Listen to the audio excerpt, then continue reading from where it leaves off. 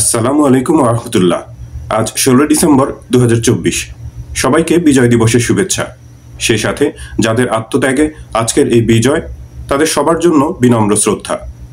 দর্শক, দেশের বহুল প্রচলিত সংবাদপত্রগুলোর প্রধান খবর নিয়ে বিবিসি বাংলার আয়োজনটি শোনার আমন্ত্রণ। কালের কণ্ঠের প্রধান শিরোনাম, বদলে যাচ্ছে মুক্তিযোদ্ধার সংজ্ঞা। এই প্রতিবেদনে বলা হচ্ছে, মুক্তিযুদ্ধের 53 বছর পর বীর মুক্তিযোদ্ধাদের সংজ্ঞায় আরেকবার পরিবর্তন আসতে পারে।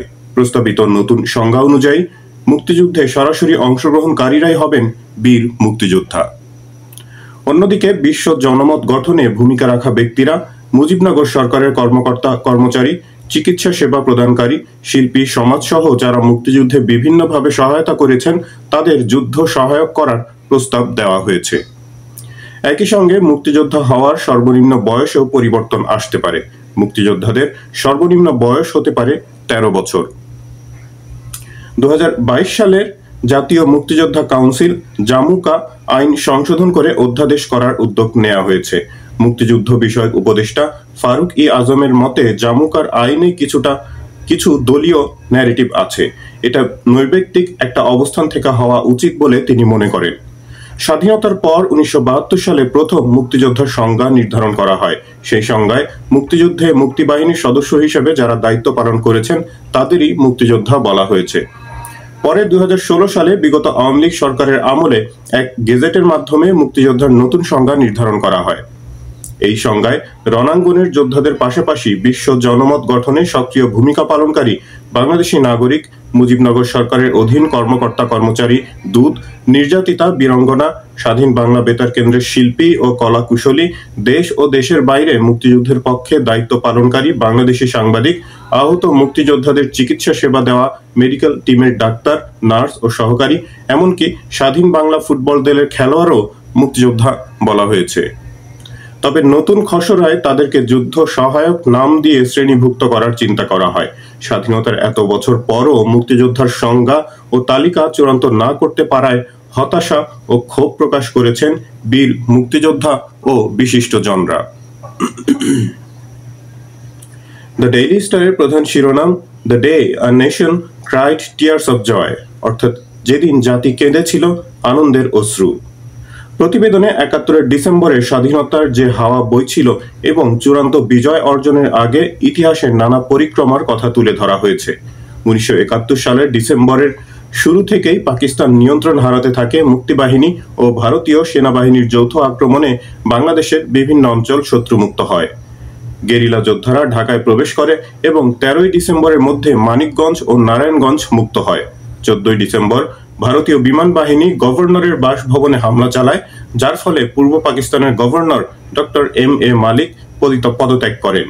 15 ডিসেম্বর পাকিস্তান যুদ্ধবিরতির প্রস্তাব দেয়, আর জাতিসংঘ ও পোল্যান্ড শান্তির আহ্বান জানায়। তবে জাতিসংঘে জুলফিকার আলী ভুট্টো এই প্রচেষ্টাকে তীব্রভাবে নিন্দা করেন। ওই দিন গাজীপুর মুক্ত হয় এবং ঢাকায় পাকিস্তানি সেনারা ঘেরাও হয়ে পড়ে। এরপর ভারতীয় ও মিত্রবাহিনী আনুষ্ঠানিক আত্মসমর্পণের প্রস্তুতি নেয়। 16 ডিসেম্বর ভারতীয় সেনাবাহিনীর জেনারেল জ্যাকব ঢাকায় আসেন আত্মসমর্পণের নথি নিয়ে। পাকিস্তানি জেনারেলরা ভাবছিলেন তারা যুদ্ধবিরতির আলোচনা করছেন, কিন্তু তাদের আত্মসমর্পণের শর্ত দেওয়া হয়। অবশেষে লেফটেন্যান্ট জেনারেল নিয়াজি ঢাকায় রেসকোর্স ময়দানে জনসম্মুখে আত্মসমর্পণের নথিতে সই করেন। তিনি প্রতীকীভাবে তার রিভলভার জেনারেল আরোরার হাতে তুলে দেন। আত্মসমর্পণের খবর ছড়িয়ে পড়তেই সারা দেশে বিজয়ের আনন্দ শুরু হয়। ঢাকার রাস্তাগুলো উল্লাসিত জনতায় ভরে যায়, আর রেসকোর্স ময়দান জনসমুদ্রে পরিণত হয়। স্বাধীনতার এই বিশেষ মুহূর্তে অনেকেই আনন্দে কেঁদে ফেলেন। 16 ডিসেম্বর 1971 সালে পাকিস্তানের আনুষ্ঠানিক আত্মসমর্পণের মাধ্যমে দীর্ঘ সংগ্রামের পর বাংলাদেশ স্বাধীন দেশ হিসেবে প্রতিষ্ঠিত হয়। প্রথম আলোর প্রধান শিরোনাম, মুক্তিযুদ্ধ সর্বোচ্চ গৌরবের 24 তার ধারাবাহিকতা। প্রতিবেদনে একজন মুক্তিযোদ্ধা ও গণ অভ্যুত্থানের দুজন সংগঠনের আলাপচারিতায় উঠে এলো মুক্তিযুদ্ধ ও গণ অভ্যুত্থানের প্রেক্ষাপট ও আকাঙ্ক্ষার কথা। মুক্তিযোদ্ধা জানিয়েছেন যে কিভাবে তিনি পাকিস্তান থেকে পালিয়ে এসেছেন, কিভাবে মুক্তিযুদ্ধে যোগ দিলেন, কি স্বপ্ন ছিল, তবে তিনি যে আকাঙ্ক্ষা নিয়ে মুক্তিযুদ্ধ করেছিলেন তা অনেকাংশে পূরণ হয়নি বলে দাবি করেন। অন্যদিকে গণ অভ্যুত্থানের দুই সংগঠক জানায়, মুক্তিযুদ্ধের আকাঙ্ক্ষা পূরণ হয়নি বলেই 24-এ তাদের রাস্তায় নামতে হয়েছে। গণতান্ত্রিক বাংলাদেশ, সাম্য ও মানবিক মর্যাদা প্রতিষ্ঠার জন্য লড়াই চলবে। আর তারা আরো বলেন, মুক্তিযুদ্ধ বাংলাদেশের মানুষের জন্য সর্বোচ্চ গৌরবের। 71 ও 24 মুখোমুখি করার মতো বিষয় নয়, বরং 24-এর গণ অভ্যুত্থান 71-এর ধারাবাহিকতা।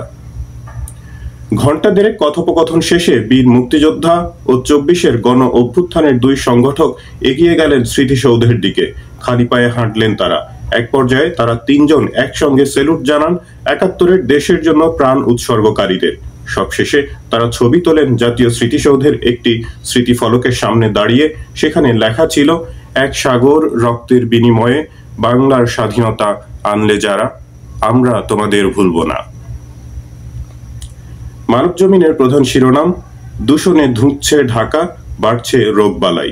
প্রতিবেদনে বলা হচ্ছে, ঢাকার বায়ু দূষণ ভয়াবহ আকার ধারণ করেছে, যা জনস্বাস্থ্যের উপর গুরুতর প্রভাব ফেলছে। ধুলোবালি, যানবাহনের ধোঁয়া, কলকারখানার নির্গমন, নির্মাণ কাজ এবং বর্জ্য পোড়ানোর কারণে বাতাসের মান অস্বাস্থ্যকর থেকে খুবই অস্বাস্থ্যকর পর্যায়ে রয়েছে। গত এক মাসে IQAir সূচকে ঢাকার বায়ুমান কখনোই স্বাস্থ্যকর হয়ে ওঠেনি। নারায়ণগঞ্জ, গাজীপুর সহ আশেপাশের জেলাগুলোতেও একই অবস্থা বিরাজ করছে। বায়ু দূষণের পেছনে মূল যেসব কারণকে চিহ্নিত করা হয়েছে সেগুলো হলো মেট্রো রেল ও এলিভেটেড এক্সপ্রেসওয়ের মতো মেগা প্রকল্পের নির্মাণ, বর্জ্য ব্যবস্থাপনার অভাব, ইট ভাটা ও ফিটনেসবিহীন যানবাহন যত্রতত্র আবর্জনা পোড়ানো ইত্যাদি। বায়ু দূষণের কারণে শ্বাসকষ্ট, হাঁপানি, নিউমোনিয়া, ফুসফুসের ক্যান্সার সহ বিভিন্ন রোগ বাড়ছে। শিশু, বয়স্ক এবং দীর্ঘমেয়াদী রোগে আক্রান্ত ব্যক্তিরা সবচেয়ে বেশি ক্ষতিগ্রস্ত হচ্ছে। 2021 সালে বাংলাদেশে বায়ু দূষণের কারণে 2,35,000 মানুষ মারা গেছে, যার মধ্যে 19,000 ছিল 5 বছরের নিচে শিশু। জনস্বাস্থ্য বিশেষজ্ঞদের মতে বায়ু দূষণ নিয়ন্ত্রণে নির্মাণ কাজে নিয়ম মানা, ফিটনেসবিহীন যানবাহন বন্ধ করা, ইট ভাটা সরিয়ে নেওয়া এবং বর্জ্য ব্যবস্থাপনাকে সুসংগঠিত করা জরুরি। দেশ রূপান্তরের প্রধান শিরোনাম, র্যাব বিলুপ্তির পর কি? প্রতিবেদনে বলা হচ্ছে, নারায়ণগঞ্জে 7 খুনের ঘটনার পর BNP chairperson Khaleda Zia RAB বিলুপ্তির দাবি তুলেছিলেন, যা পরবর্তীতে বিচার বহির্ভূত হত্যা, গুম এবং মানবাধিকার লঙ্ঘনের অভিযোগে দেশে বিদেশে আরও জোরালো হয়। 2021 সালে যুক্তরাষ্ট্র র্যাবের কিছু কর্মকর্তার উপর নিষেধাজ্ঞা আরোপ করলে র্যাবের কার্যক্রম অনেকটা সীমিত হয়। বর্তমানে ছাত্র জনতার আন্দোলন এবং বিভিন্ন সংস্থার সুপারিশে র্যাব বিলুপ্তির আলোচনা আবার তীব্র হয়েছে। বিএনপি পুলিশ সংস্কার কমিশনে র্যাব বিলুপ্তির প্রস্তাব দিয়েছে এবং সরকারের গুম তদন্ত কমিশনও এই বাহিনী বিলুপ্তির পক্ষে সুপারিশ করেছে। নিরাপত্তা বিশ্লেষকরা র্যাবের একটি বিকল্প শক্তিশালী বাহিনী গঠনের প্রস্তাব দিয়েছেন, তবে তারা সতর্ক করেছেন যে এতে রাজনৈতিক প্রভাব পরিহার করতে হবে।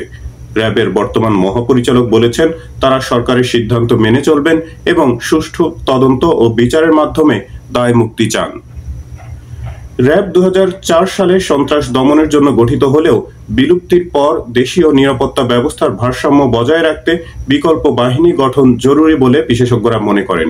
তবে সন্ত্রাস দমনে নতুন কোনো বাহিনী গঠন হলে সেখানে যদি রাজনৈতিক বিবেচনায় লোকজন নেওয়া হয় তাহলে কোনো সুফল আসবে না বলেও জানান তারা।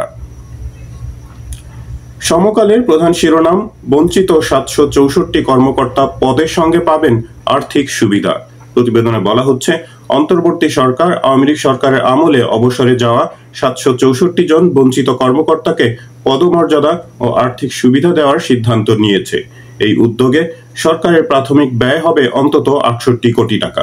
এই কর্মকর্তারা ভূতাপেক্ষ পদোন্নতি পাবেন, যা নিয়ে প্রশাসনে মিশ্র প্রতিক্রিয়া তৈরি হয়েছে। এই উদ্যোগের আওতায় সচিব পদে 119 জন, গ্রেড 1 পদে 41 জন, অতিরিক্ত সচিব 528 জন, যুগ্ম সচিব 72 জন ও উপসচিব 4 জন সহ 764 জন কর্মকর্তাকে ভূতাপেক্ষ পদোন্নতি দেওয়ার কথা বলা হয়েছে। এখানে তাদের আর্থিক সুবিধাও দেয়া হবে। পর্যালোচনা কমিটি 9 জনকে 4 ধাপ, 34 জনকে 3 ধাপ, 126 জনকে 2 ধাপ এবং 595 জনকে 1 ধাপ পদোন্নতির সুপারিশ করেছে। তবে প্রশাসনিক বিশেষজ্ঞরা সততা ও দক্ষতার ভিত্তিতে পদোন্নতি দেওয়ার পক্ষে মত দিয়েছেন। তাদের আশঙ্কা, এই উদ্যোগ ভবিষ্যতে অপব্যবহারের দিকে ঠেলে দিতে পারে। 10ই ডিসেম্বর কমিটি প্রধান উপদেষ্টার কাছে এই সংক্রান্ত প্রতিবেদন পেশ করলেও তা এখনো মন্ত্রণালয়ে ফেরত আসেনি। এদিকে ক্ষুব্ধ কর্মকর্তারা সচিবালয়ে অবস্থান নিয়ে দ্রুত প্রজ্ঞাপন জারির দাবি জানিয়েছে। এ নিয়ে জনপ্রশাসন সচিবের সাথেও তাদের আলোচনা হয়। দাবিগুলো দ্রুত বাস্তবায়ন না হলে কঠোর আন্দোলনের হুমকি দিয়েছেন কর্মকর্তারা। এই উদ্যোগের মাধ্যমে প্রথমবারের মতো এত বড় সংখ্যক অবসরপ্রাপ্ত কর্মকর্তার পদমর্যাদা পুনর্বিন্যাস করা হচ্ছে, যা প্রশাসনের জন্য গুরুত্বপূর্ণ দৃষ্টান্ত স্থাপন করবে। বণিক বার্তার প্রধান শিরোনাম, ঋণগ্রস্ত ও রুগ্ন টিসিবি দিয়ে বাজার স্থিতিশীল রাখা কি সম্ভব? প্রতিবেদনে বলা হচ্ছে, trading corporation of Bangladesh TCB ক্রমেই ঋণ নির্ভর হয়ে পড়ছে এবং লোকসানও বাড়ছে। টিসিবি ব্যাংক থেকে ঋণ নিয়ে পণ্য কেনে ও কম দামে বিক্রয় করে, তবে সুদের কারণে তাদের খরচ বেড়ে যাচ্ছে। 2022-23 অর্থ বছরে টিসিবির দায় ছিল 3,764 কোটি টাকা, যা 2024-25 অর্থ বছরে বেড়ে 16,203 কোটি টাকা দাঁড়ানোর প্রাক্কলন রয়েছে। তাদের লোকসানও বেড়েছে 2022-23 সালে 1,140 কোটি টাকা থেকে 2023-24 সালে 6,034 কোটি টাকায় পৌঁছেছে। সংস্থার কার্যক্রমে নগদ অর্থের সংকট রয়েছে। সরকার সময় মতো তহবিল না দেওয়ায় টিসিবি ঋণের উপর নির্ভরশীল। এছাড়া গুদামের অভাব, দুর্নীতির অভিযোগে টিসিবির কার্যক্রমে কাঙ্ক্ষিত সাফল্য দেখাতে পারছে না। টিসিবি জনগণকে সাশ্রয়ী মূল্যে তেল, চিনি, ডাল, আলু ইত্যাদি পণ্য সরবরাহ করে, তবে চাহিদা বাড়লেও তাদের সক্ষমতা কম। বিশেষজ্ঞরা বলছেন, টিসিবি বাজার স্থিতিশীল রাখতে পারছে না এবং এটি নিয়ে নতুন মডেল ভাবার প্রয়োজন। সংবাদের প্রথম পাতার খবর, এলডিসি থেকে উন্নয়নশীল দেশে উত্তরণ নিয়ে ভাবছে অন্তর্বর্তী সরকার, বলছেন প্রেস সচিব। প্রতিবেদনে স্বল্পোন্নত দেশের তালিকা থেকে বেরিয়ে বাংলাদেশ 2026 সালে উন্নয়নশীল দেশের মর্যাদা অর্জন করবে কিনা তার পরিকল্পনা ও এর সম্ভাব্য প্রভাব নিয়ে একটি সংক্ষিপ্ত চিত্র তুলে ধরা হয়েছে। বর্তমান সামষ্টিক অর্থনীতির পরিস্থিতি ও স্বল্পোন্নত দেশ থেকে উত্তরণের প্রস্তুতি বিষয়ে রোববার ঢাকায় এক কর্মশালায় ভার্চুয়ালি যুক্ত হয়ে প্রেস সচিব শফিকুল আলম এই কথা বলেন।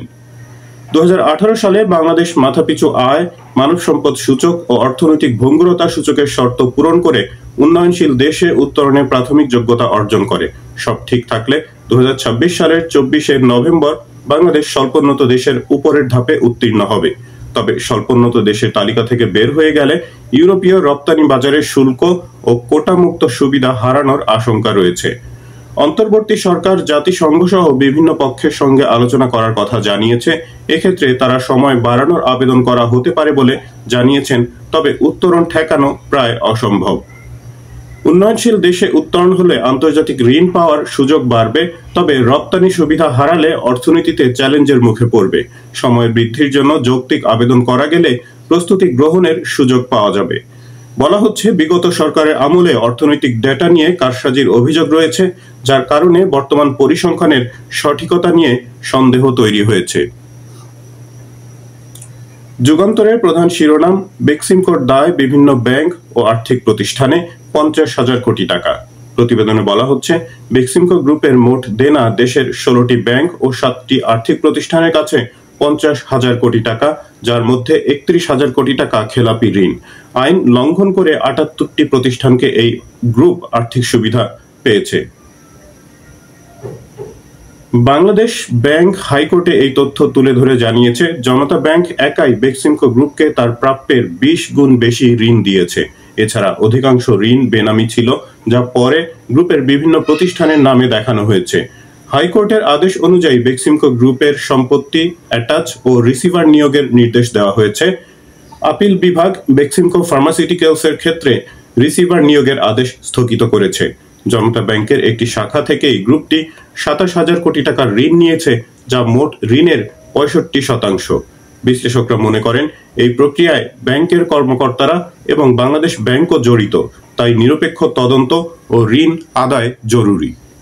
দর্শক, আয়োজনটি এখন এ পর্যন্তই। আপনারা সবাই ভালো থাকবেন, প্রার্থনা সবার জন্য। আল্লাহ হাফেজ।